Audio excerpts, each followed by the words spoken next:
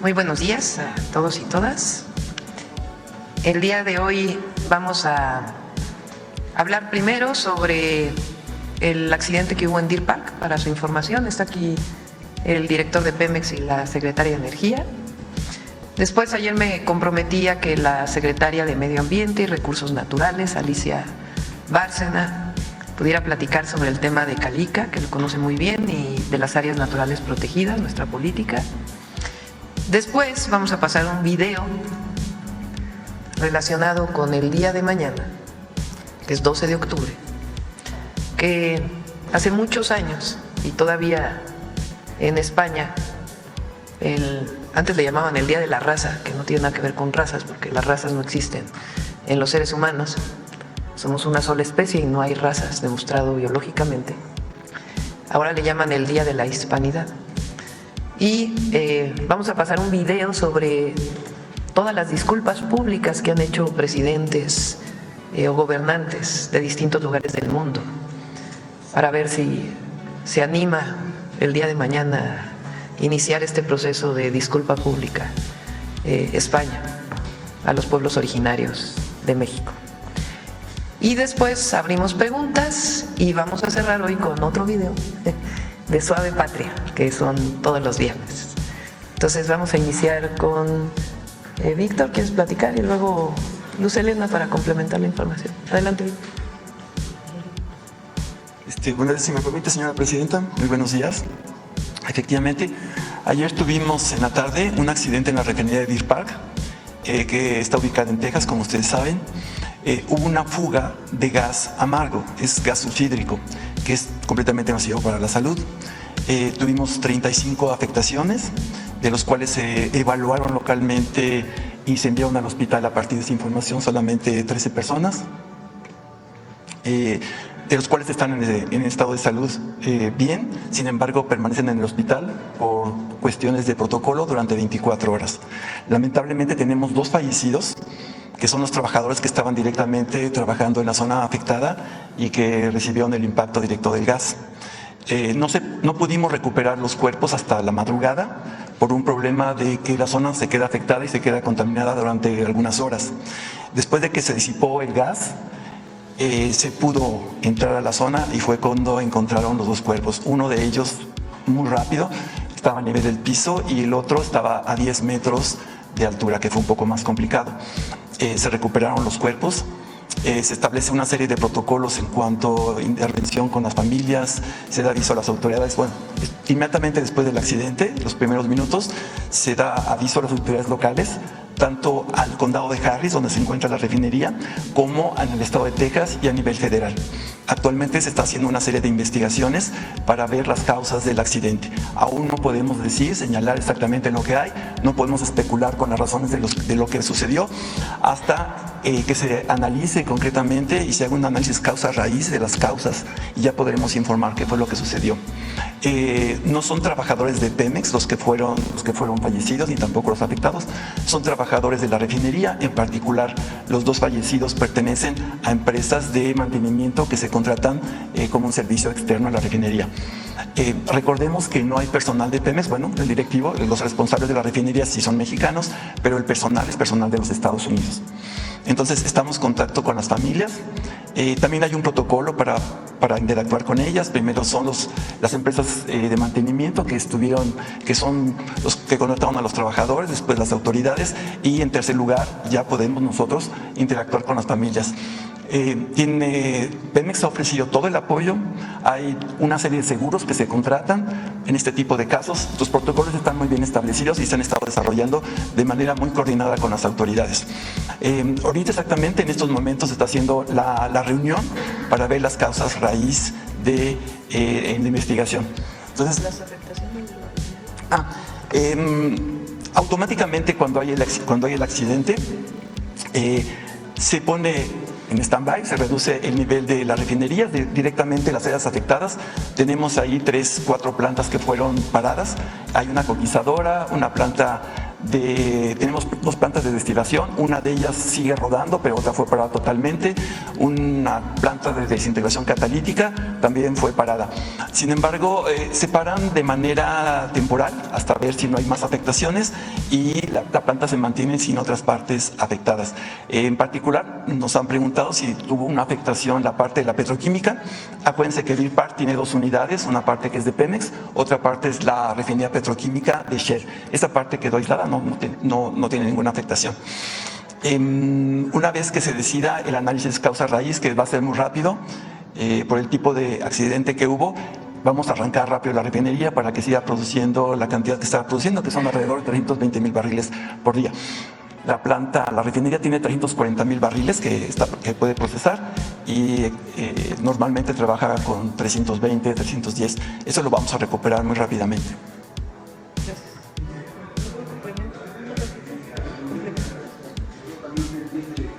¿Cuándo está el 100% de la producción de la refinería Olmeca? Sí. En el tema de la refinería Olmeca está programada una reunión específica para ello, pero voy a responder a la pregunta. La planta está al 80%.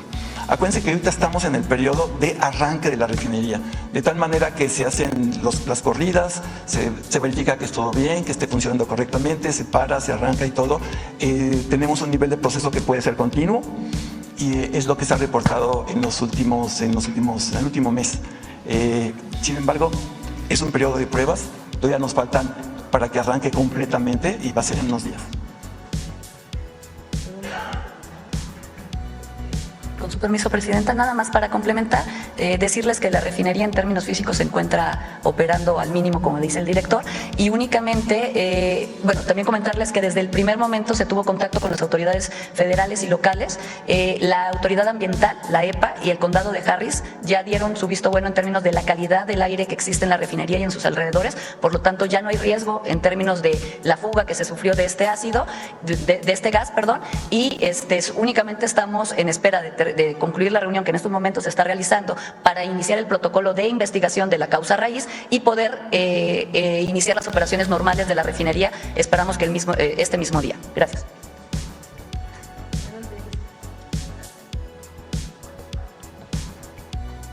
Muy buenos días. Con su permiso, señora presidenta, ya estoy destruyendo el micrófono, pero ahorita lo componemos rápidamente. Les voy a presentar rápidamente el caso de la empresa Calizas Industriales del Carmen. Se trata de explicarles qué pasó con esta empresa y qué estamos haciendo para su protección y restauración. La siguiente, por favor. Sí, mejor. Calizas Industriales del Carmen es una empresa filial de Vulcan Materials dedicada desde 1986 al aprovechamiento y explotación de roca caliza y sus agregados pétreos, principalmente piedra triturada, arena y grava.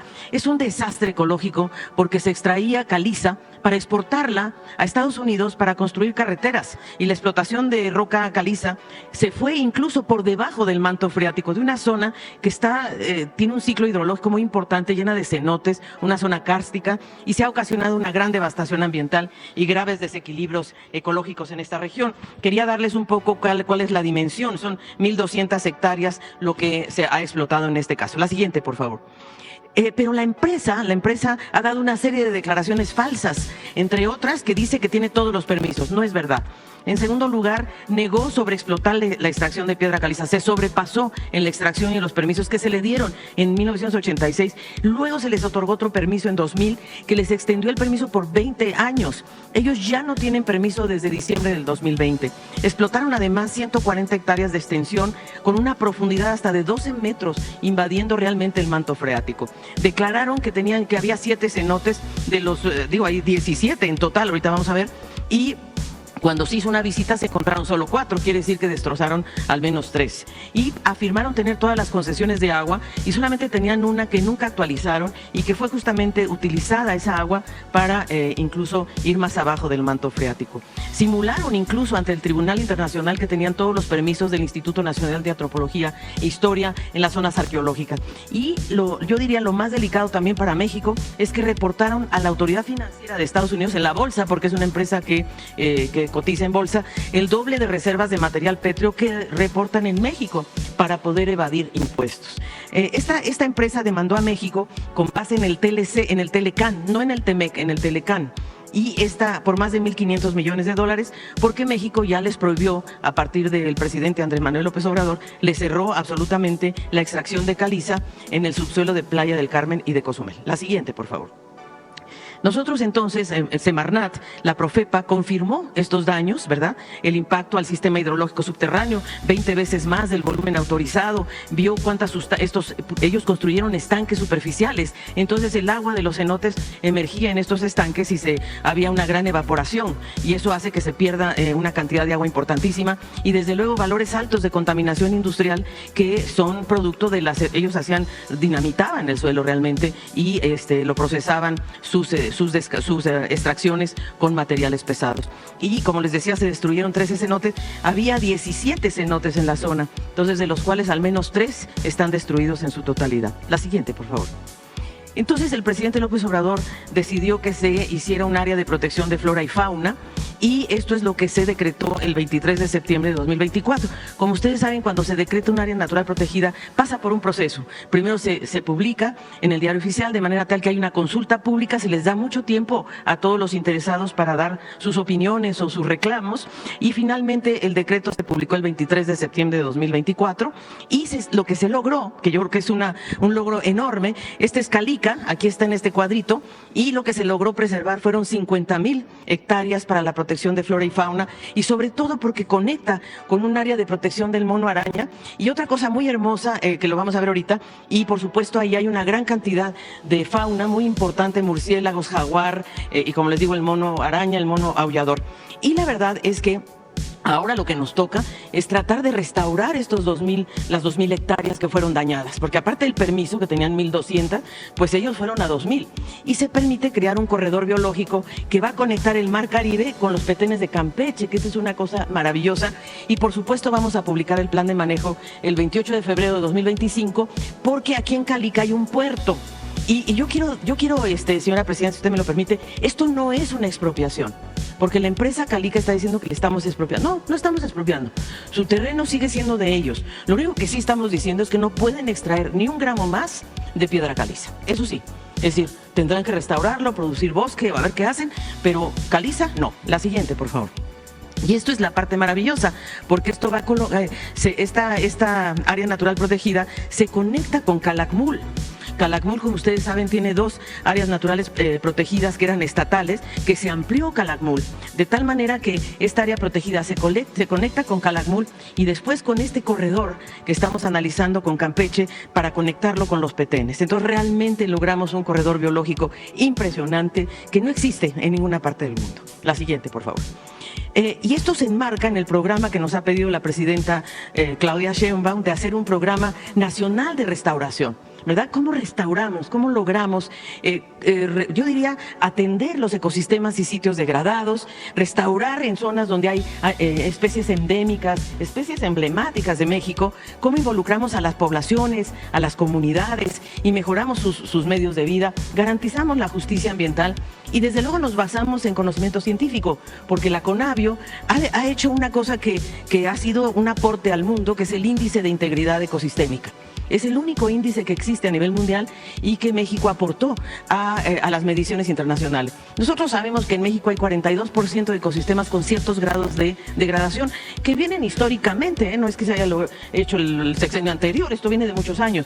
Nosotros estamos seguros, convencidos, que con este programa podemos restaurar el 20% del territorio. Sí lo podemos lograr si logramos sanear estos ríos, Tula, Lerma, Atoyac, Sonora, recuperar el 30% de los manglares de nuestros 11,000 kilómetros de costa, no es difícil, y reforestar 10% de los bosques y selvas en 9 estados de la República. Y desde luego nuestro gran acuario del mundo, que es el Golfo de California, donde está la vaquita, las ballenas azul, etcétera, y creo que lo podemos lograr. La siguiente, por favor. en el país el presidente López Obrador dejó 232 áreas naturales protegidas. En su periodo se logró proteger 50 áreas adicionales a las que venían de antes. Entonces fíjense ustedes qué maravilla, porque muchas de las áreas protegidas están en las zonas marinas, que es lo verde, ¿verdad? Y nosotros tenemos este mapa que no se ve nada, pero sí se ve el mapa por lo menos, pero lo pueden bajar de la red con una lupa, por supuesto, pueden ver todos los datos. La siguiente, por favor. Y esto es lo que dejó el presidente López Obrador. Fíjense qué importante. Logramos de 182 áreas naturales protegidas, así empezó el periodo de 2018, se llegó a 232 áreas naturales protegidas. 98,000 hectáreas, que fue lo que se aumentó en términos de áreas naturales protegidas. Pero hay otras áreas que son voluntarias, cuando la gente dice, yo quiero poner mi terreno a protección. Y ahí estamos hablando de, bueno, de 1,233 más. O sea, llegamos a 99 millones de hectáreas de conservación. Es realmente espectacular. ¿Y por qué es espectacular? Y ponemos la última, por favor.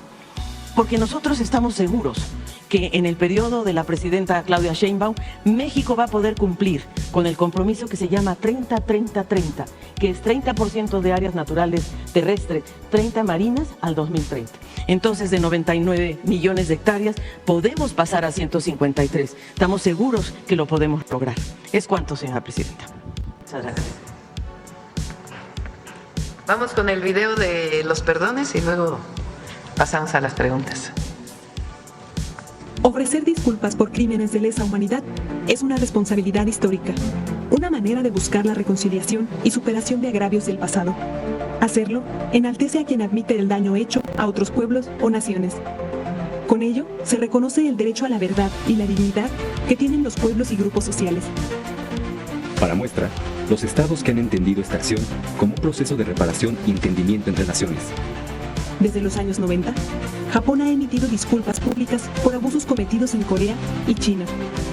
En el año 2000, el presidente de Alemania pidió perdón ante el Parlamento de Israel por los crímenes nazis en el Holocausto judío. En 2008, Italia se disculpó ante Libia y se comprometió a pagar $5,000 millones. En 2010, Estados Unidos ofreció disculpas por infectar deliberadamente con enfermedades venéreas a cientos de guatemaltecos. En 2013, Países Bajos se disculpó por las ejecuciones sumarias en Indonesia en la década de los 40. En 2018, Francia admitió su responsabilidad por crímenes durante la Guerra de Independencia de Argelia y 3 años después, en Ruanda. En 2020, el rey Felipe de Bélgica reconoció su profundo pesar por la violencia y crueldad ejercidas en el Congo.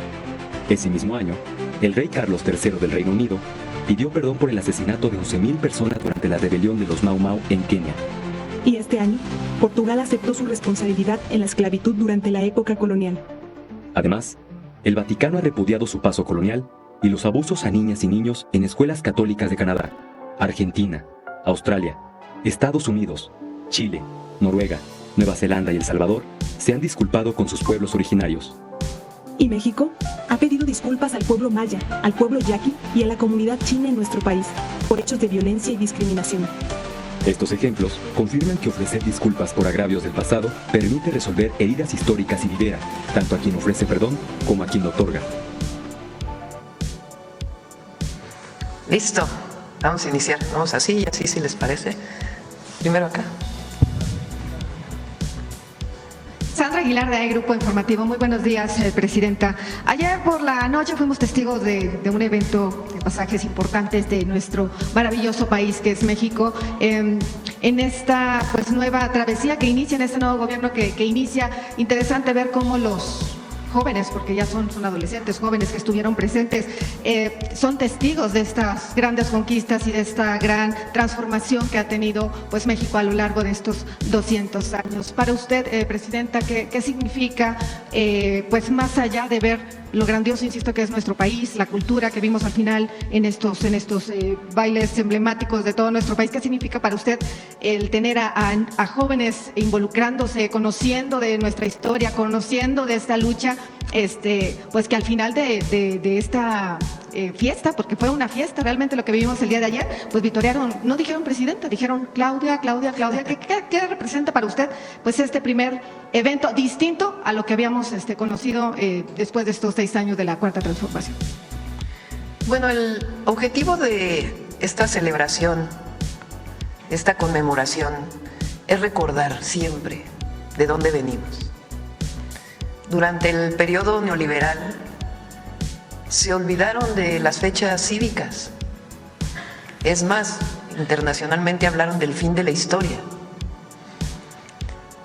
Y recordar la historia, hacer memoria histórica de los hechos que han constituido a nuestra patria y en particular a la República es muy importante. Es muy importante para todas y todos los mexicanos. ¿Quiénes fueron nuestros héroes y heroínas de la independencia? Los visibles, los que conocemos, los que no conocemos, los anónimos, las anónimas. ¿Cómo fue que llegamos a la primera Constitución de la República? ¿Cómo llega Guadalupe Victoria como primer presidente de México? Y después las siguientes transformaciones. Entonces, recuperar el sentido de patria, el sentido de nación, el sentido histórico, es un elemento fundamental de la Cuarta Transformación. Y además hacerlo con niños y niñas, pues es algo muy bello. Primero porque difícilmente podrían haber visto en otro lugar esta representación, que además aprovecho para agradecer a la Secretaría de la Defensa Nacional, porque ellos la realizaron. Muchos de los que estaban ahí son elementos del ejército mexicano, hombres y mujeres, que además de sus labores de seguridad nacional, de seguridad interior, de seguridad pública, elementos, mujeres y hombres de la Guardia, pues además hacen esta labor social para el pueblo de México. Entonces, que hayan estado niños y niñas, pues también engrandece nuestro sentido de nación y nuestro orgullo de ser mexicanos y mexicanas, porque esta historia que vimos en la representación del día de ayer no existe en ningún lugar del mundo. Estos héroes y heroínas de la independencia, cómo se instaura un régimen monárquico y se sigue luchando para instaurar la república, después de la independencia, su consumación, cómo siguen luchando contra la última invasión española que hubo, y después la lucha contra la invasión de Estados Unidos, y después las leyes de reforma, y después la lucha contra la intervención francesa, y después ayer terminamos con la Revolución Mexicana de manera muy breve. Entonces sí, es parte fundamental de lo que vamos a seguir haciendo, este rescate de la memoria histórica y este orgullo que debemos sentir de ser mexicanos y mexicanas, por nuestro origen ancestral, los pueblos originarios, y también por la fecunda historia patria. A eso es a lo que llamamos el humanismo mexicano, que se traduce además pues en que entre todos nos cuidamos, entre todos nos queremos, entre todos nos ayudamos, no permitimos que nadie se quede atrás, por eso por el bien de todos primero los pobres. Entonces ayer pues fue esta celebración, pocas veces se celebra la primera Constitución de la República, que fue el 4 de octubre, y menos se había celebrado la primera llegada del primer presidente de México, Guadalupe Victoria. Entonces este fue el objetivo de esta conmemoración, esta celebración, y además pues hay que agradecerle al general secretario, a la Secretaría de la Defensa Nacional por esta maravillosa presentación. Bien, continúo, Presidenta. En su casa de transición había abordado, tal vez el tema todavía estaba en discusión, el tema de la reforma al Poder Judicial, y no solamente yo, otros compañeros ahondamos un poco más en decir que en efecto era evidentemente necesaria esta reforma, y mucho se ha hablado que no es suficiente. Y cuando digo que no es suficiente, hablábamos e inclusive compartimos que la corrupción que existe desde la elaboración de las carpetas, desde los ministerios públicos, evidentemente existe en muchos estados. Hoy como presidenta quiero compartirle que, y lo sabe, Presidenta, y lo sabe usted, y lo sabe también la exfiscal Ernestina Godoy, de este apoyo que sí en efecto han tenido muchas mujeres en el acompañamiento cuando existen temas de violencia, cuando existen temas de corrupción, cuando existen temas de familiares y que vienen involucrando también pues realmente a toda la familia por igual. Se han detectado, y ahora sí se lo puedo decir de frente, se han detectado elaboración de carpetas a mujeres y que lamentablemente por la falta de poder económico pasan de ser víctimas a ser victimizadas, y estas carpetas no avanzan, y lejos de avanzar se continúan poniendo o aumentando delitos a estas mujeres. Se ha hablado mucho aquí que nosotros tal vez venimos como gestores. Inclusive yo quiero el día de hoy generalizarlo porque no es así. Ojalá me permita compartirle un solo caso y que usted o los encargados o quien a usted designe puedan ver que en efecto esta corrupción existe, que en efecto el poder económico adentro de la fiscalía sí existe y que no se puede continuar señalando, estigmatizando. Tienen que dejar inclusive las mujeres hasta dejar de trabajar porque todavía les aumentan otro delito más por abandono de hogar, cuando ni siquiera pensión les comparten, cuando ni siquiera se liberan sus carpetas, cuando las acusan inclusive de robo, cuando las acusan de muchos otros temas más. Yo no sé de qué manera, porque sé que esto es independiente a usted, pero sí vemos la coordinación. Ayer que vimos al fiscal, porque estuvo presente el fiscal en este evento, habla muy bien, no lo habíamos visto en años, en eventos públicos, es la realidad, pero si existe ahora esta coordinación, como usted lo ha compartido desde el día 1, ojalá que exista también esta coordinación para poder dar seguimiento a lo que acontece al interior de las fiscalías. Y específicamente voy a hablar, vamos a decirlo así, aquí en la Ciudad de México. Insisto, ojalá me permita compartirle un solo caso y verá que van a salir muchos más. Existen en las redes sociales. La coordinadora jurídica Ernestina lo sabe también. Sé que no pueden hacer mucho, lo sé, pero también quiero que quede aquí puesto, Presidenta, para que pues lo tenga presente y en la oportunidad y en sus facultades que usted tiene, pues puedan apoyar a estas mujeres. Y voy a cerrar con esto. Yo sé que es tiempo de mujeres, yo sé que es tiempo de muchos apoyos para nosotras, pero también tengo que evidenciar que estamos olvidando a los hombres. Y le voy a decir por qué.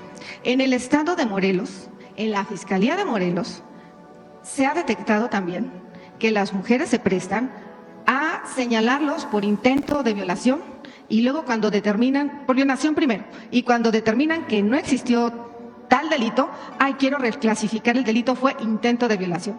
Permítame compartirle también un solo caso para que se dé cuenta cuánta gente inocente está en las cárceles, o al menos este tema en específico. Con ello se avecina una marcha para el próximo mes de noviembre por todas las personas que están dentro de estos centros penitenciarios, que son inocentes y que la única voz que tienen es aquí, señora Presidenta. Sabe que existe corrupción en esta fiscalía y ha llegado desde el 1 de octubre una nueva gobernadora. Ha llegado usted como mujer y esperemos que no manchen este tipo de situaciones, pues su gobierno. Y hasta ahí voy a dejar porque nosotros no hacemos gestiones, solamente compartimos lo que sucede en estos lugares. Con esto me despido. Gracias. Se pueden hacer gestiones, o sea, digamos no gestiones como tal, sino denunciar algún caso, no está prohibido. Aquí está Adriana Contreras. Adriana, ella era directora general de gobierno, es una mujer muy capaz, de principios, con sensibilidad, mucha convicción y mucha empatía. Ella está ahora a cargo de Atención Ciudadana de la Presidencia. Entonces, si le puedes pasar a ella los datos a los que refieres y los investigamos.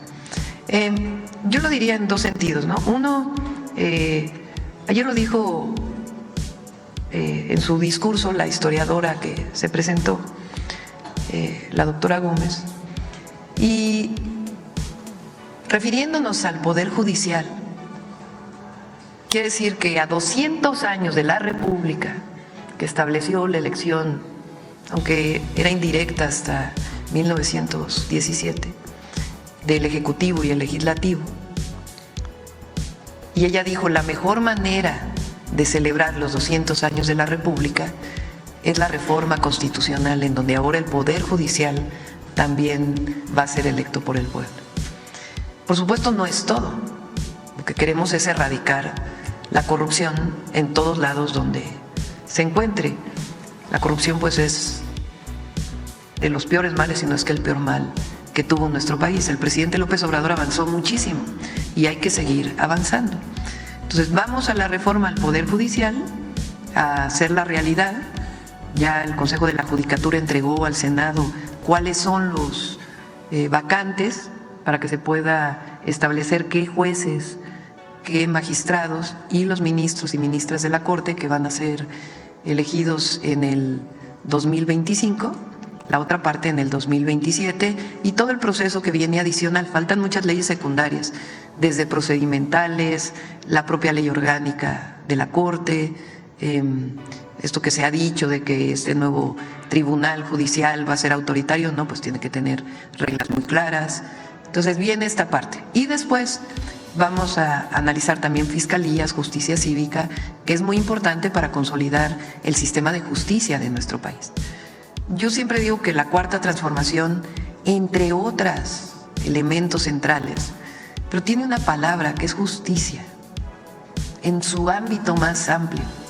Es justicia social, es justicia para las mujeres, es justicia ambiental y es un sistema de justicia que permita que independientemente de la clase social a la que perteneces, de tu origen étnico, de cualquier origen que tengas, cualquier pensamiento, cualquier religión, independientemente de la diversidad, todos los mexicanos y mexicanas tengan acceso a la justicia.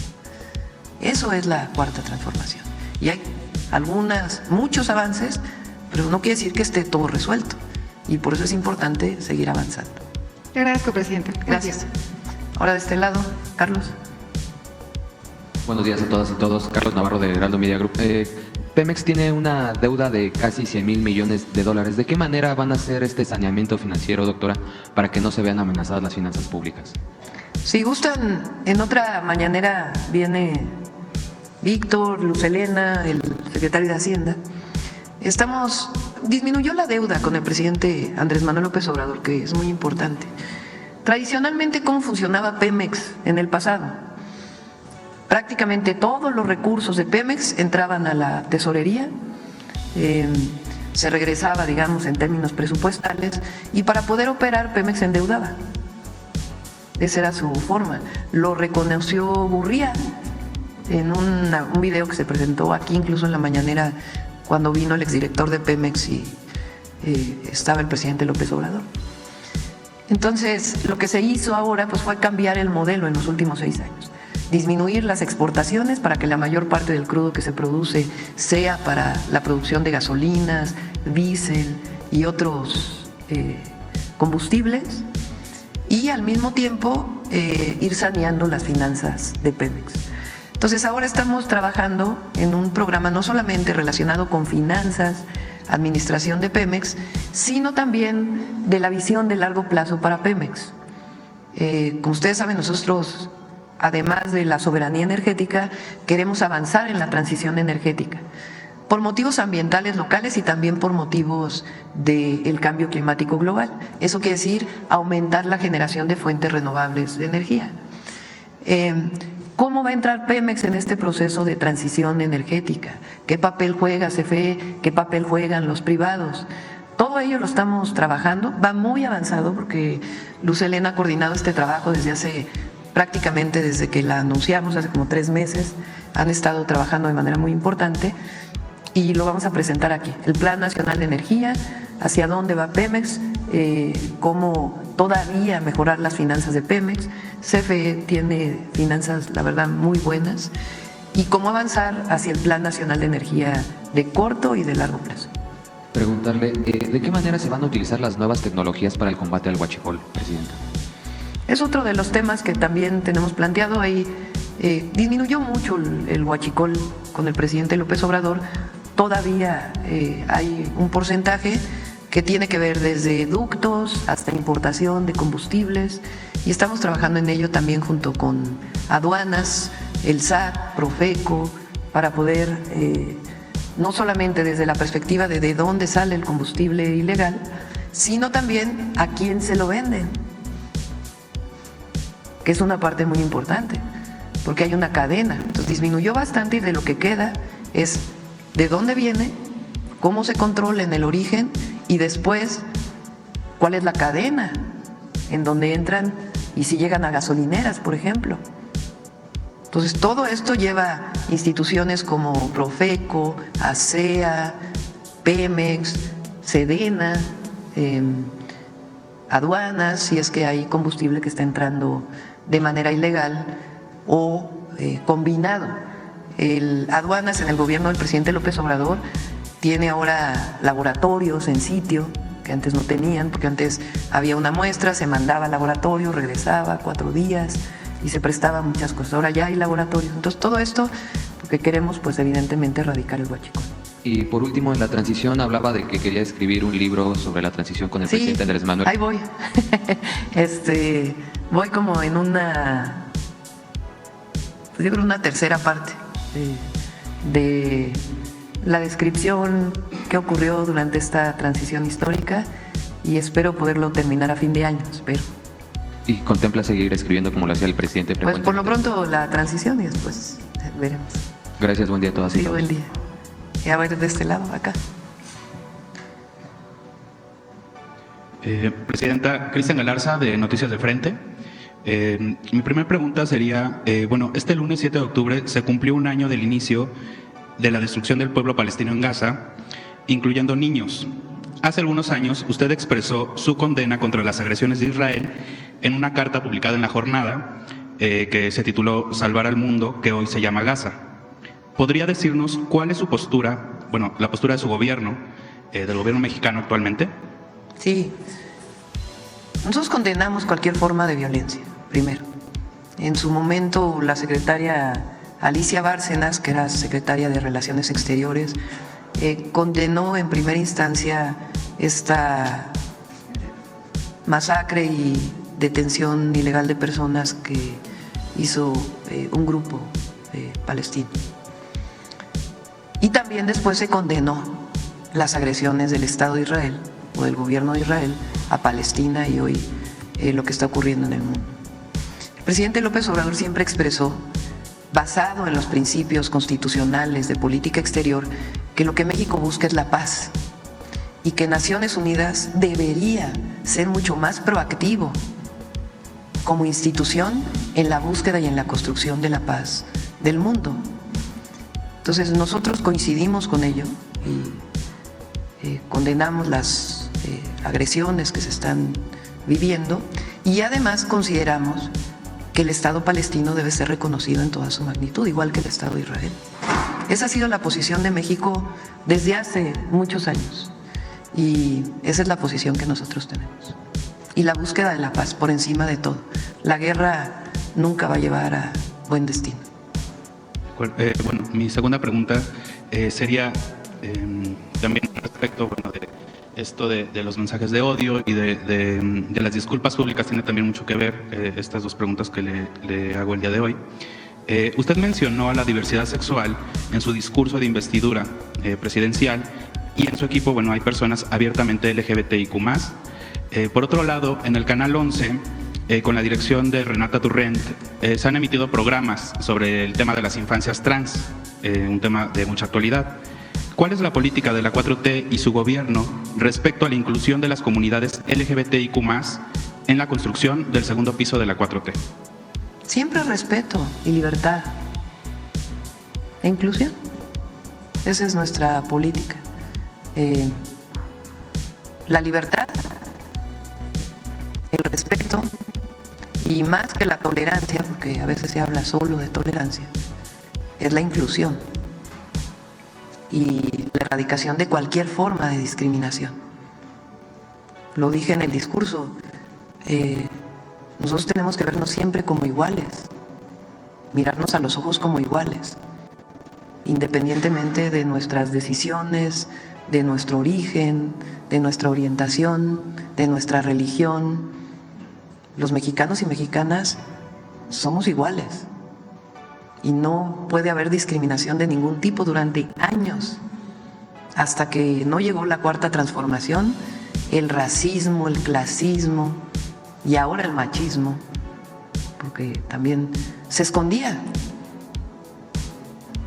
como si no existiera.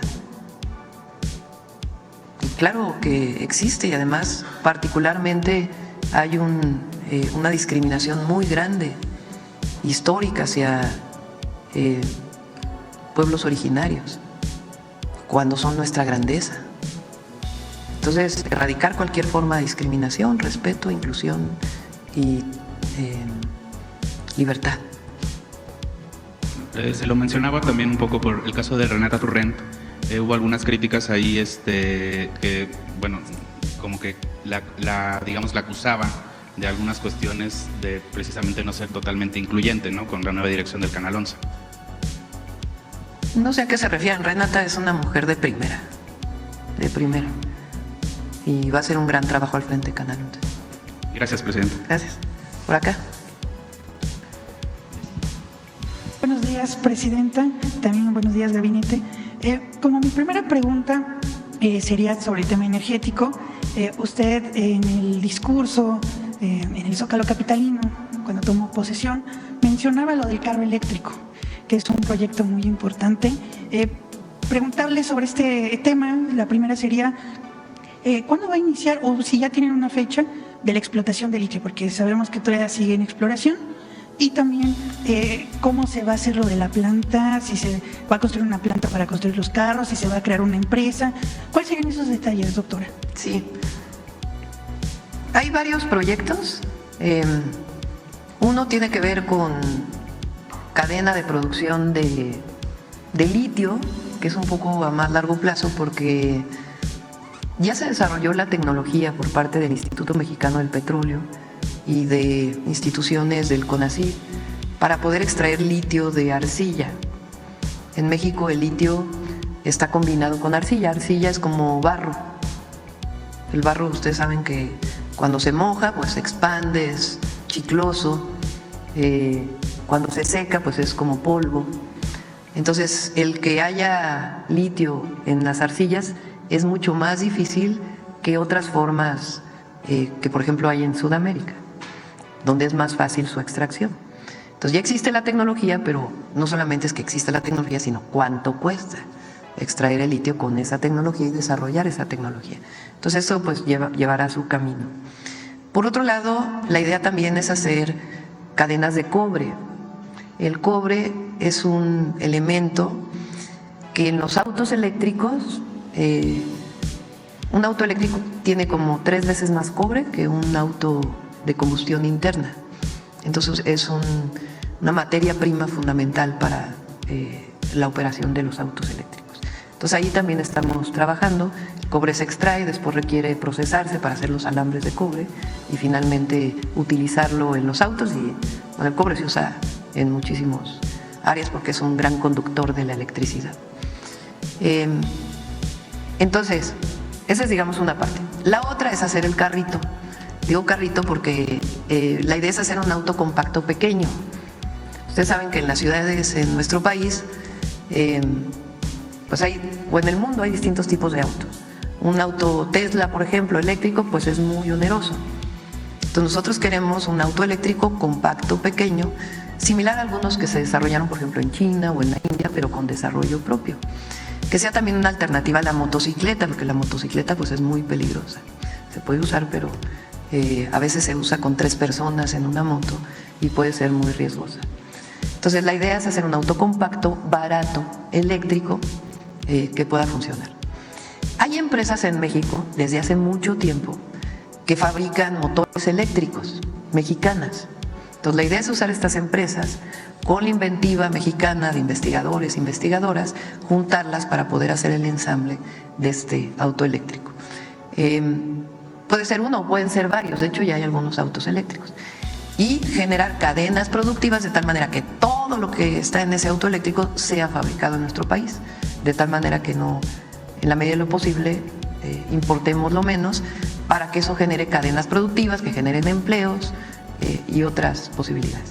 Ya hay un prototipo, o hay varios prototipos, y si nos aguantan un poco, pues ya los presentaremos aquí en la mañana. Muchas gracias, doctora, por la respuesta. Por los nervios se me olvidó presentarme. José Manuel Fuentes, de Capital 21. Y en mi segunda pregunta sería también tema energético. Usted como jefa de gobierno construyó un proyecto muy importante que es la planta de carbonización hidrotermal. Preguntarle si este proyecto se va a hacer a nivel nacional y aprovechando que también está la titular de Sí, energía. aquí está Alicia. A Alicia le di una tarea, ahorita a ver si comentas. Ella le pedí que hiciera contacto con el Instituto de Ingeniería de la UNAM, que nos ayudó en la ciudad, porque la idea es hacer la basura, se puede separar de muchas maneras. Se puede separar en orgánica y inorgánica. La orgánica pues son residuos que vienen de productos orgánicos, la inorgánica pues es de plásticos y otros materiales que algunos de ellos pueden ser reciclados y otros no. Entonces, al separar la basura, la inorgánica puede reciclarse y usarse en otros productos, y eso se le llama economía circular. ¿Por qué? Porque el desecho, en vez de tirarse en un relleno, se ocupa y vuelve a entrar a la cadena productiva. Y por otro lado, la orgánica. La orgánica puede servir para plantas de composta, puede servir para otras tecnologías. Una tecnología que se desarrolló y que está ya operando es que entra un proceso y de la basura se convierte en carbón vegetal. Y ese carbón vegetal puede ser utilizado para quemar en una termoeléctrica, como fertilizante, etc. Nuestro objetivo es que en Tula, Hidalgo, que ahí hay un terreno que iba a ser una refinería, ¿se acuerdan? En el 2008, Calderón dijo que iba a ser una refinería y no llegó ni a media barra. Pues ahí nuestro objetivo es hacer un gran centro de reciclamiento de economía circular y usar pues varios desarrollos tecnológicos. No sé si quieras comentar algo, Alicia, y aprovechando también, te cambias de cachucha y comentas cuando eras secretaria de Relaciones Exteriores, lo que hizo el gobierno de México. Con mucho gusto. Estamos muy contentos porque la presidenta nos ha dado un mandato que yo creo que va a ser un cambio de paradigma, y es que en estos 700 hectáreas podamos establecer 2 plantas recicladoras, y para ello estamos haciendo ya un inventario de los residuos del estado de Hidalgo, ¿verdad?, para saber cuáles podemos utilizar, y ya hemos contactado al equipo que la doctora nos indicó del Instituto de la UNAM, de Ingeniería de la UNAM, porque la idea es tener ya el proyecto tan pronto como sea posible y vincularlo al saneamiento del río Tula en su totalidad. Y esto además va a beneficiar al Estado de México, porque también hay que ver los residuos que provienen del Estado de México, de la ciudad, y ver si podemos realmente generar la primera planta, yo diría, pues francamente creo que en el mundo, el primer parque industrial de economía circular, partiendo por estas 2 plantas, una de reciclamiento de, como dijo la doctora, de residuos orgánicos para producir pellets de carbono, y el otro sería materiales de construcción. Ese es un gran tema, los materiales de construcción que pueden ser reusados, y aquí en la Ciudad de México hay una planta que produce adocreto, entonces ya se puede utilizar incluso para el asfalto de las carreteras que se están planteando. O sea, esa es la economía circular. Incluso estamos explorando durmientes de plástico, estamos viendo qué hay en el mundo que nos pueda apoyar. Por lo pronto, partir con estas 2 plantas. Y luego, en relación a Palestina, muy importante, México además se sumó a una petición que hizo Chile a la Corte Penal Internacional. Porque el tema es que Israel, o sea, es verdad que jamás atacó a Israel el 7 de octubre, pero también es verdad que la respuesta de Israel ha sido desproporcionada. Y no solamente desproporcionada, sino que ha afectado a miles de civiles, y ya no solamente en Gaza, en Palestina en su conjunto, y ahora está pasando a Líbano. Entonces, realmente hay una enorme preocupación. Y creo, señora presidenta, nosotros lo planteamos en la Asamblea General ahora, que la clave está en que el Consejo de Seguridad elimine el veto, porque ese Consejo de Seguridad no está operando, y no está operando porque está estancado en los vetos. Que se elimine el veto para que ese Consejo realmente pueda actuar decididamente de acuerdo al artículo 4 de la Carta de las Naciones Unidas y reconocer al Estado de Palestina. Ya lo hizo las Naciones Unidas, pero la única solución a este conflicto va a ser que haya 2 estados, y esa es la idea que creo que la comunidad internacional tiene. Pero hay un riesgo. En ese momento la comunidad internacional está consciente de que hay un enorme riesgo en la expansión de este conflicto a Líbano y a Siria. Eso puede realmente complicar mucho el Medio Oriente. Muchas gracias. Muchas gracias, presidenta. Gracias. Ahora de este lado. Gracias, buenos días. Judith Sánchez Reyes, de Perspectivas MX. Presidenta, preguntarle sobre el estatus de la megafarmacia a casi un año de su inauguración, si le han compartido algún reporte sobre cómo se ha estado dando el surtido de estas recetas. Se aumentó el número inicial de 6 recetas diarias, y si la megafarmacia será punto de referencia para el abasto de medicamentos que se manejarán en las farmacias del bienestar que se tiene previsto instalar el próximo año. Sí. Llevo ya 3 reuniones con el equipo de salud, ISSSTE, IMSS Bienestar, Birmex, para ver cómo mejoramos el abasto de medicamentos a los centros de salud y los hospitales, y después a las farmacias de bienestar. Sí se va a seguir ocupando la megafarmacia de Huehuetoca, Y lo que estamos haciendo es meter más tecnología, digitalización de todo el proceso. Desde la compra, ya va, les comparto a Eduardo Clark, que es hoy subsecretario de Salud, muchos de ustedes lo conocen. Él estuvo en la Ciudad de México en la Agencia Digital de Información, no, de Innovación Pública, Agencia Digital de Innovación Pública, y ahora tomé la decisión de que se fuera a Salud porque aparte de que estuvo encargado durante la pandemia y aprendió mucho, pues él es experto justamente en procesos de digitalización, de eficientización y de operación logística, de distribución.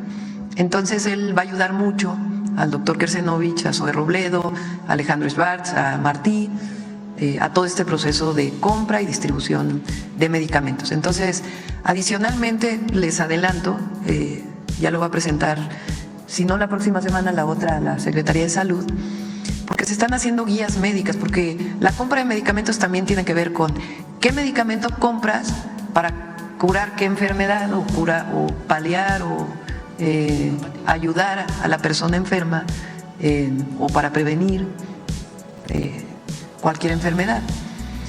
Entonces, adicionalmente, lleva ya desde antes de que entráramos el doctor Kersenovich, que es una eminencia y reconocido por todo el país, en guías médicas para público y privado que permitan decir si la diabetes es esta condición, cuál es la manera óptima de atenderlo.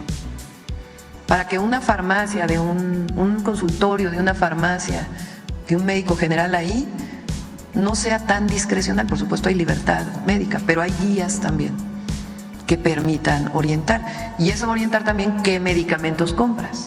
Entonces todo este proceso, muy importante, lo va a explicar aquí el doctor Kersenovich. Y entonces, y también cómo se va a hacer la nueva compra de medicamentos, la distribución, etcétera, etcétera. ¿Se daría, por ejemplo, un reporte del tipo de medicamentos que se estuvieron adquiriendo a lo largo de que se puso en funcionamiento la megafarmacia? Sí, con gusto se hace, pero yo creo que una parte muy importante es hasta dónde se avanzó con el presidente Andrés Manuel López Obrador y cómo vamos a seguir avanzando con el objetivo de que en cada centro de salud, en cada hospital, en cada farmacia del bienestar esté el medicamento que se necesita y también qué sustituto haya ese medicamento. Cuando nosotros vamos al médico, el médico nos dice, pues requieres este antibiótico y si no, se puede sustituir por este otro. Entonces, si no hay este, pues que no digan, no hay, pues búscalo en cualquier farmacia privada, sino está este que es un sustituto, eso solo lo puede decir un médico o una médica especialista en ese tema para que siempre esté medicada la persona que lo requiere.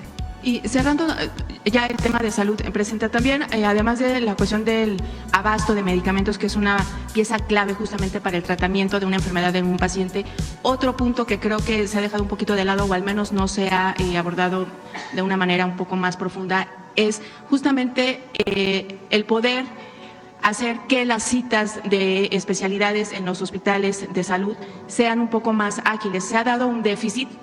Este déficit obviamente se viene arrastrando, pues sí, de gobiernos anteriores y obviamente se profundizó más en la pandemia, que ahora los pacientes tardan mucho tiempo en llegar a un especialista o un estudio en específico se ha retrasado mucho.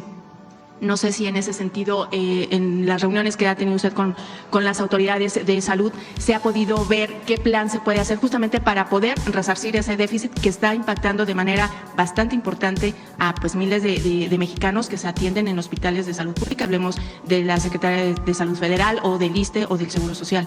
No sé qué panorama tiene usted al respecto. Sí. Valdría la pena decir hasta dónde avanzó el presidente López Obrador. Recuerden que antes existía el Seguro Popular. El Seguro Popular fue una forma de atención de la salud que en realidad lo único que era distribución o transferencias de recursos a los estados y los estados se encargaban. En esas transferencias y en ese encargo hubo una corrupción terrible.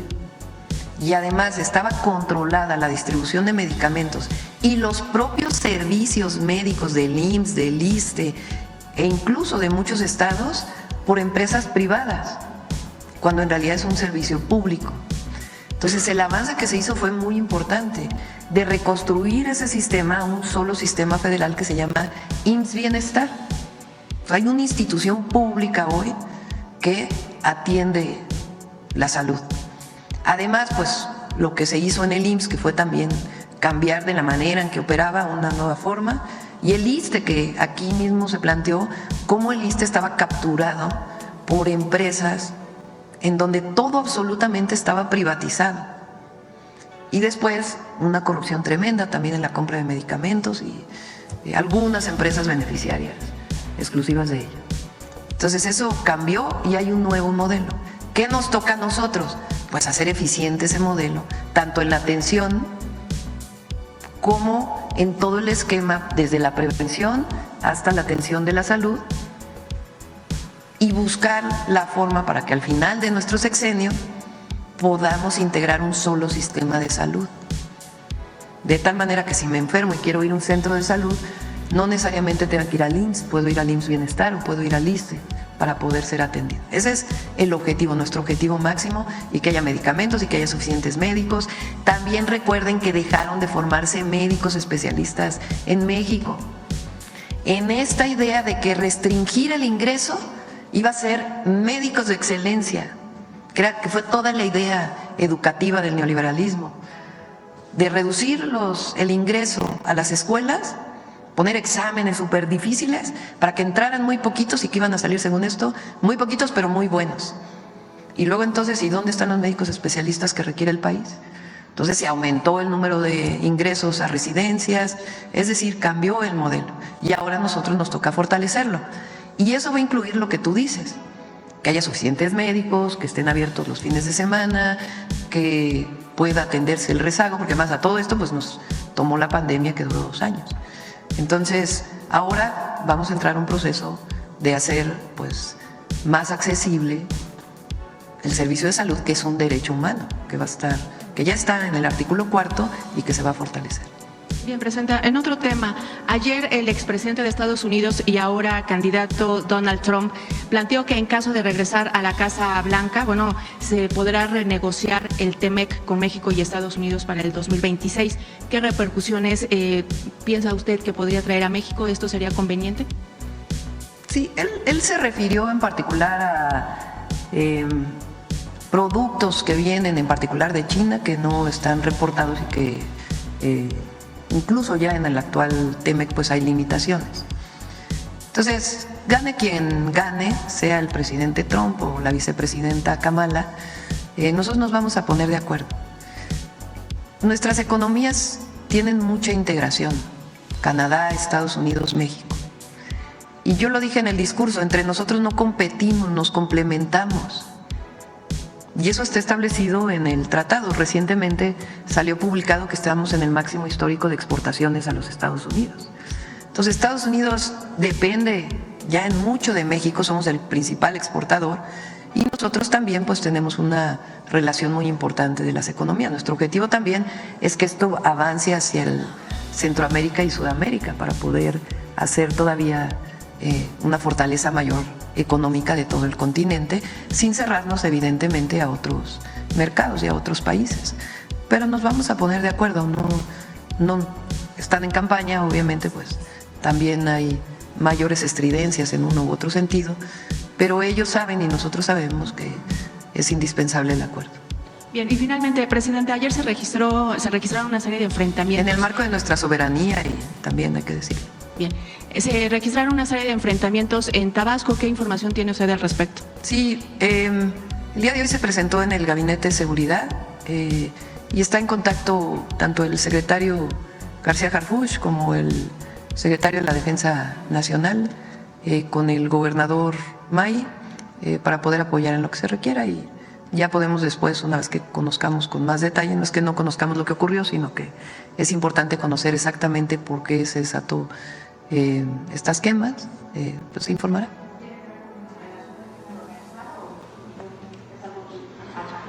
Pues hay que tener toda la información antes de especular. Sí, acá. Presidenta, muy buenos días. Gabinete, Adriana Estrada Flores del Instituto Mexicano de la Radio. Le quiero preguntar, Presidente, en primer lugar acerca de estos pasos hacia la reforma judicial.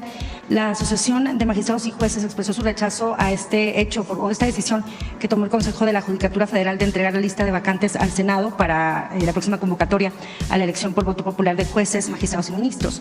Dijeron que esto es una clara ruptura del Estado de Derecho, una violación a la división de poderes y también las acusaron, Presidenta, de haber provocado una crisis constitucional. Le quisiera preguntar en primer lugar cuál es su postura y su respuesta a este pronunciamiento. Gracias. Sí, ellos pues son los jueces que van a tener que ceder su espacio a los nuevos jueces. Entonces, pues muchos de ellos no están de acuerdo. Hay otros jueces que sí están de acuerdo, hay que decirlo, que por cierto les dan muy poco espacio en los medios. Valdría la pena que se abriera también los medios de comunicación a que escucharan no solamente a algunos ministros de la Corte o ministras, sino también a jueces que están de acuerdo con que se haga están de acuerdo con la reforma que ya se hizo constitucional al Poder Judicial. ¿Qué ocurrió en México? O sea, yo no veo ninguna crisis constitucional, no. Se ha cubierto todos los requisitos y normas que establece la Constitución de la República. Y de nuevo, hubo una elección el 2 de junio. Esa elección no solamente se eligió a la Presidenta de la República, sino que se eligieron senadores, senadoras, diputados, diputadas federales. A ver si tienes cuántos ganó la coalición, que lo presentamos el otro día. Porque todavía hay comentócratas que hablan de la sobrerepresentación. Entonces, se eligen los de mayoría. ¿Qué quiere decir el de mayoría? El que gana en su distrito. Y después se reparte. Esos son 300 distritos electorales, diputados. Senadores son 2. Senadores que se eligen, que tienen la mayoría, y un tercero, que es la primera minoría. Y después hay una lista por cada partido político. En el caso de los diputados son 300 diputados de mayoría y luego se reparten 200 curules en diputados llamados plurinominales o de representación proporcional. ¿Cómo se reparten esos 200 diputados? Con una regla clara que está establecida en la Ley Federal de Procedimientos Electorales. El otro día la presenté aquí. Esa regla es tan clara que prácticamente dice la fórmula que hay que seguir paso por paso. Dice, de lo que eligieron estos 200 se elige un denominador y después ese denominador se divide entre tanto, tanto y tanto y luego se le suma tanto. ¿Qué hizo el INE y después el Tribunal Electoral? Hace exactamente la división de acuerdo a lo que dice la Ley General de Procedimientos Electorales. Igual que se hizo en el 2015, igual que se hizo en el 2018, igual que se hizo en el 2021, igualito, igualito, igualito. Así, igualito se hizo en el 2024. ¿Qué resulta? Pues que la coalición formada por Morena, PT y Partido Verde tiene mayoría calificada, es decir, más de las 2/3 partes de la Cámara de Diputados. ¿Y qué resulta? Que también en el Senado de la República se tienen 86 senadores, que es la mayoría calificada. ¿Qué dice la Constitución? ¿Cómo se cambia la Constitución? Dice, primero el artículo 39, que es que el pueblo tiene derecho a cambiar su forma de gobierno en todo momento. Es el soberano. Y luego en el último artículo de la Constitución dice, para cambiar esta Constitución tiene que ser con las 2/3 partes de los presentes en la Cámara de Diputados y en la Cámara de Senadores y la mayoría de las legislaturas locales. ¿Qué se hizo? Se presenta una modificación a la manera en que se elige al Poder Judicial. Eso representa un cambio constitucional. ¿Cómo se hace el cambio constitucional? Se presenta una propuesta por parte del Ejecutivo, se analiza en las comisiones, se pone a votación en la Cámara de Diputados y resulta que votan más de las 2/3 partes. se va al Senado y resulta que votan las 2/3 partes. Y después se va a los estados y resulta que votan más de las 2/3 partes de todos los congresos locales, que resulta una nueva constitución. Entonces, quien defiende sus propios privilegios ha presentado amparos, pero resulta que el amparo no es para un asunto constitucional, es o para leyes secundarias o para un acto que comete una autoridad. Entonces, ¿dónde está la crisis constitucional? En ningún lado. ¿Quién decidió? Con base en la Constitución, con base en las reglas que se aplicaron en el 2012, con las mismas reglas que se aplicaron en el 2018, con las mismas leyes. ¿Quién decidió que avanzara el llamado Plan C? El pueblo. Por eso, 8 ministros de la Suprema Corte no pueden detener este cambio constitucional que ha seguido paso por paso todas las reglas establecidas en nuestras leyes y en nuestra Constitución.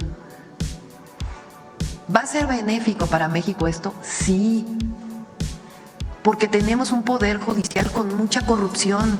La propia presidenta de la Suprema Corte de Justicia aceptó que hay 46% de nepotismo en el informe que presentó.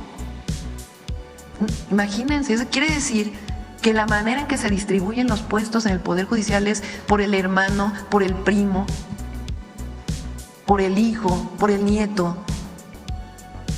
¿Cómo podemos romper ese esquema? Pues que venga de abajo. ¿Serán buenos los jueces? Claro que sí, porque hay un mecanismo que permite que se abra una convocatoria abierta. ¿Qué tienen que cumplir esos jueces? Pues que hayan sacado 8 de promedio en su licenciatura, 9 de promedio en la materia que va a ser su ámbito en el que quieren ser electos. ¿Qué más? Que hagan un ensayo que diga ¿por qué quiero ser juez? ¿Qué más? Cartas de recomendación. Se burlaban porque decían, ¿por qué un vecino puede tener casa? El que más se entera si es corrupto de al lado es el vecino, porque empieza a crecer su casa, porque tiene 7 coches, porque la probidad tiene que ver también con un juez, con un magistrado, con un ministro y otras cartas de recomendación. Ya que viene eso, entonces se abre una convocatoria. Se inscriben 3,000, supongamos. De esos 3,000 que se inscriben, pues entonces hay un comité en el Ejecutivo, un comité en el Legislativo y un comité en el Judicial. ¿Quién nombra ese comité? Nos va a tocar en el Ejecutivo nombrarlo a nosotros. ¿A quién vamos a poner en ese comité? Pues abogados de buen prestigio, que tengan reconocimiento también por su probidad y también que representen los intereses del pueblo y de la nación. Ellos, permíteme que termine porque sí, es importante que se... Entonces se hace entonces primero se va a revisar, ¿cumple o no cumple? Que presentó su título y su título de maestría, pues primero hay que revisar si sí son válidos esos títulos, que si sacaron las calificaciones, pues hay que revisarlo, se revisan las cartas, a partir de ahí se hace una primera selección. Después de esa selección, este comité puede entrevistarlos. A ver, te voy a entrevistar. ¿Por qué quieres ser juez? ¿Qué sabes de la materia penal? Y de ahí pues se selecciona otro grupo. Supónganse que de un magistrado, de un ministro, salen 6 finalistas. De esos 6 finalistas se hace una tómbola para que sean 3 los que se vayan a la elección. ¿De dónde dicen que Morena va a poner a sus jueces? No, lo que pasa ahora es que es una corruptela tremenda. Entonces, al venir de abajo de un proceso distinto, pues obviamente vamos a tener un mejor poder judicial. Ahora, llevan casi 3 meses en paro, cobrando. ¿Cómo? ¿Dónde está el acceso a la justicia que tanto defiende? Entonces, por eso digo, no hay crisis constitucional. Y los 8 ministros que están en contra, ministras, no tienen atribuciones para parar una reforma constitucional. Ya lo dijo el propio Diego Valadez. que no es precisamente una persona que haya hablado a favor de esta reforma o que digan que es de el movimiento del que provenimos nosotros. Entonces, la reforma judicial al Poder Judicial va. Y el Consejo de la Judicatura hizo lo que dice la Constitución. La Constitución mandata al Consejo de la Judicatura para enviar las vacantes, el número de jueces, magistrados y ministros, o magistrados y jueces. Es un mandato constitucional de donde están faltando los 4 que votaron a favor de enviar esta lista, actuando en contra de qué, si es un mandato de la Constitución que viene de este proceso de elección. ¿Considera entonces que el Consejo de la Judicatura no desacató entonces sus pensiones judiciales? No, porque es un mandato constitucional. Ellos saben que por encima de la Carta Magna no hay nada. Entonces están cumpliendo con lo que le mandata la Constitución. ¿Será más bien, Presidenta, que el Poder Judicial, o usted ve que el Poder Judicial es de donde el que está intentando provocar una crisis constitucional? No, yo no hablo de crisis, yo no creo que haya crisis. México está muy bien, económicamente, políticamente, en términos de gobernabilidad, de mejora en el nivel de vida, y vamos a estar mejor. Y la reforma al Poder Judicial nos va a hacer un mejor México. Eso yo creo que todos debemos estar convencidos y convencidas. Ya se acabó el tiempo. Presidenta, yo nada más quisiera precisarle, Presidenta, si me lo permite. Ayer como que hubo muchas lecturas en torno a lo que usted señalaba respecto a la relación con Estados Unidos, y yo le quisiera preguntar también sobre Canadá, sobre esta pausa que se había declarado por parte del expresidente López Obrador.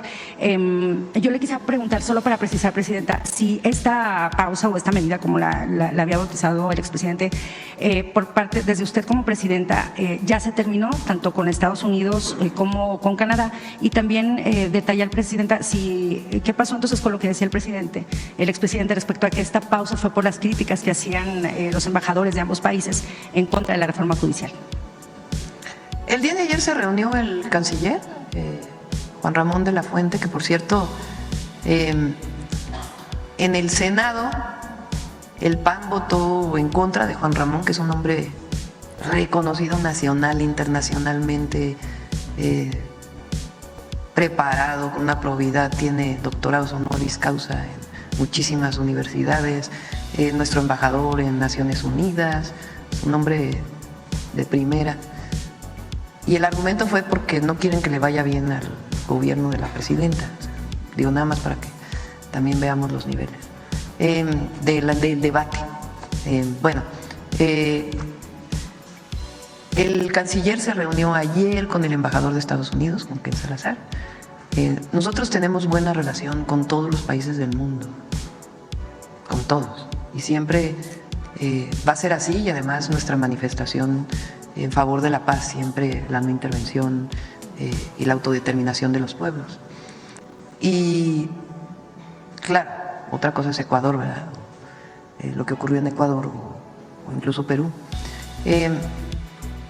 Entonces se estableció y se establecieron una serie de lineamientos, digamos, generales, porque a veces el embajador acostumbra llamar a un secretario, otro secretario, entonces ahora les dijimos, bueno, si quiere tocar algún tema relacionado con Secretaría de Energía, porque hay empresarios estadounidenses interesados en invertir y quieren saber la disponibilidad, pues a través de la Cancillería. Fue algunos de los lineamientos que se establecieron el día de ayer, y eso pues ordena de manera muy importante la relación, y se reunirá también con el embajador de Canadá. Embajador. Ya terminamos. Gracias. Vamos con el cierre de Suave Patria.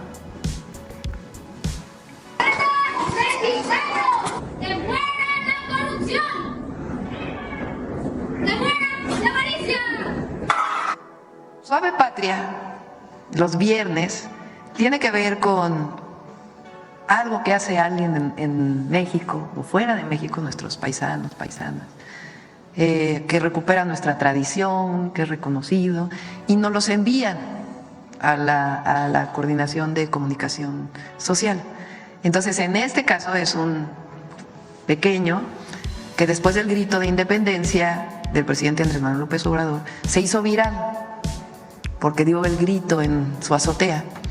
Entonces se dio a la tarea al equipo de buscarlo y ver por qué hizo este grito de independencia. Vamos a dedicarlo, por ejemplo, los próximos viernes, viene el Día de Muertos, entonces vamos a dedicar a ofrendas, a tradiciones que se hacen en todo el país, de ofrenda de Día de Muertos, de tapetes, de ceniza, para que sea esta cápsula con la que cerremos los viernes. Ahora sí.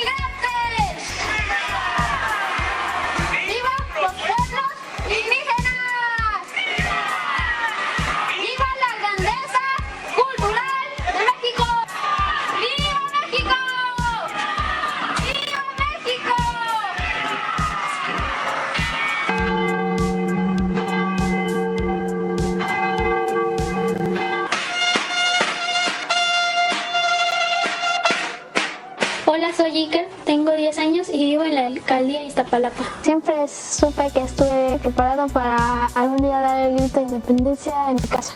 Yo soy Diana, yo soy mamá de Iker. Estaba aquí afuera de la casa sentada y justo mi mamá iba saliendo y se nos acercó y nos contó que había subido un video de mi hijo, pues ahora sí que sin querer, porque le había llamado la atención y nos dijo que se hizo viral. Lo que estás grabando son los niños héroes y ahí el águila devorando una serpiente arriba de un nopal. Me encanta mucho ser mexicano. Hola, soy Gisela, soy de la alcaldía Iztapalapa y soy vecina de Iker. Su reacción, pues me comentaron que pues ya les habían pedido como el permiso para poderlo grabar y pues no se habían atrevido, y pues cuando vieron hasta dónde llegó, pues toda su familia sí se quedó muy contenta al ver todos los comentarios. Cuando vi el grito me levanté, desayuné, agarré todo lo que necesito para el grito: la bandera, la bocina, el teléfono y la campana.